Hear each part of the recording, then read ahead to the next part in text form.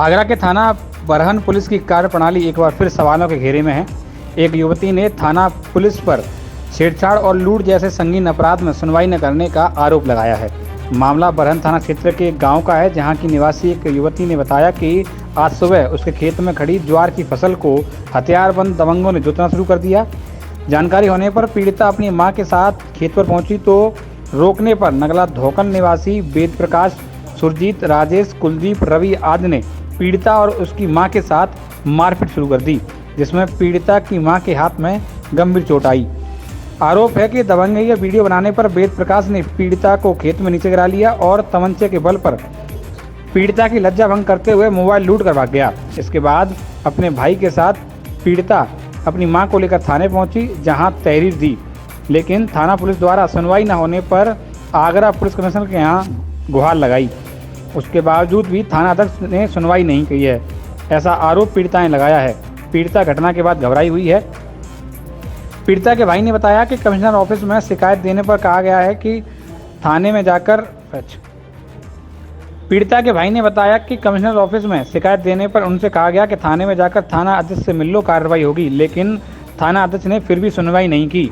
साथ ही घटना के 8 घंटे बीत जाने के बाद भी पीड़ित महिलाओं का मेडिकल तक नहीं कराया है। फोन मेरा जबरदस्ती फौजी वेद प्रकाश खेत पे मम्मी गई थी मेरी, तो मम्मी खेत में वो चरी काट रही, तो मैं भागी पीछे पीछे, मैंने देखो क्या हो गया है, तो फौजी ने पीछे से कट्टा रख गए और जबरदस्ती से मेरा फोन खींच लिया और बेइज्जती स्थल पे वो करी जबरदस्ती।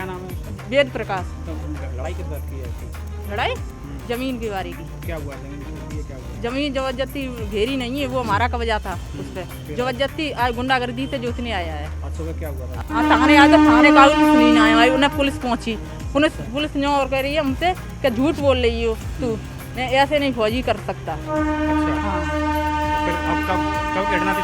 सुबह की 6 बजे की। थाने कब आए थे? थाने सुबह 7 बजे। अभी कितने करीब बज रहे? अब 4:30 बजे करीब 4 बज रहे होंगे। अधिकारी के पास भी गए थे? हाँ गए। वहाँ क्या हुआ? वहाँ पे उन्होंने बोल दिया कि वो कर लेंगे एसओ साहब तुम्हारी। अच्छा, फिर अब जिनने नहीं रिपोर्ट नहीं दी हमारी। किसने? एसओ साहब ने। क्या कह रहे हैं? जो कह रहे नहीं, झूठा है मुकदमा तुम्हारा।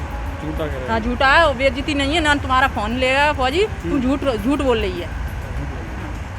मामला ये था साहब कि खेत में मेरी ज्वार खड़ी थी, दबंग लोगों ने, गांव के दबंग लोगों ने नगला धोकल के वेद प्रकाश, सुरजीत, राजेश, कुलदीप, पुष्पेंद्र और रवि, इन्होंने आके ज़बरदस्ती खेत में ट्रैक्टर से मेरी फसल जोत दी खड़ी। मैं घर पर सो रहा था, सुबह पौने छः बजे की बात है, और मेरी माँ और मेरी बहन खेत पे गई।